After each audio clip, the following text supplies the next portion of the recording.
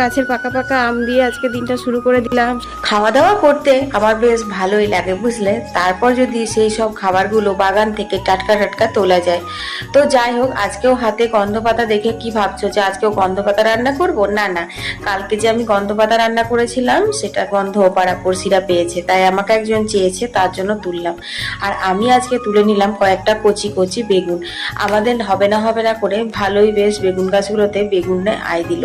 তারপর ঘরের কাজ সেরে স্নান সেরে দেখো এখন বসে গেছি, বেগুনগুলো ছোট্ট ছোট্ট করে কেটে নিচ্ছি। আজ একটা স্পেশাল রান্না তোমাদের সাথে শেয়ার করব, মাছের ডিমের ভুজিয়া। আর এদিকে দেখো কত বৃষ্টি নেমেছে, দেখেছো ঝমঝম করে। এই বৃষ্টির দিনেই তো মাছের ডিম খাওয়া বলো।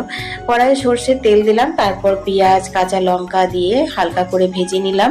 তারপর দিয়ে দিলাম পরিমাণ মতন হলুদ আর স্বাদ মতো নুন।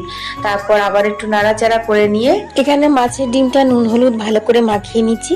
তো চলো এই রান্নাটা করতে করতে তোমাদের কয়েকটা কমেন্টের উত্তর দিয়ে দিই। মঞ্জু ঘোষ লিখেছে, দিদি ভাই তোমার রান্না বান্না দেখতে আমার খুব ভালো লাগে। থ্যাংক ইউ মঞ্জু এত সুন্দর কমেন্ট করার জন্য।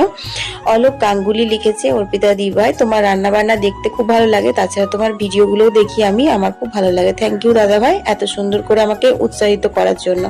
তো বন্ধুরা, ডিমগুলো একদম ছাড়া ছাড়া হয়ে এসেছিল, তখন কিন্তু বেগুনগুলো দিলাম। বেগুনগুলো অনেক কচি ছিল, তাই তেলের উপর যদি দিতাম তাহলে কিন্তু গলে যাওয়ার ভয় থাকতো, কারণ এই ডিমটা ততক্ষণ ভাজতে হবে যতক্ষণ না একদম ঝরঝরে হবে। তো এইরকম ডিম ভুজিয়া কিন্তু গরম ভাতের সাথে খেতে বেশ ভালো লাগে।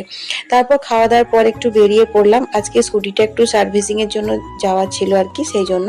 ওয়েদারটা এত ভালো ছিল কি বলবো, ঠিক এই সময় বৃষ্টিটাও ছেড়েছিল, ঠান্ডা ঠান্ডা হাওয়া, কিন্তু আকাশে মেঘ জমেছে দেখতেই পাচ্ছ।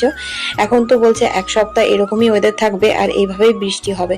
যাই হোক, মিনি ব্লগটা এখানেই শেষ করে দিচ্ছি। তোমাদের কেমন লাগলো কমেন্টে জানিও।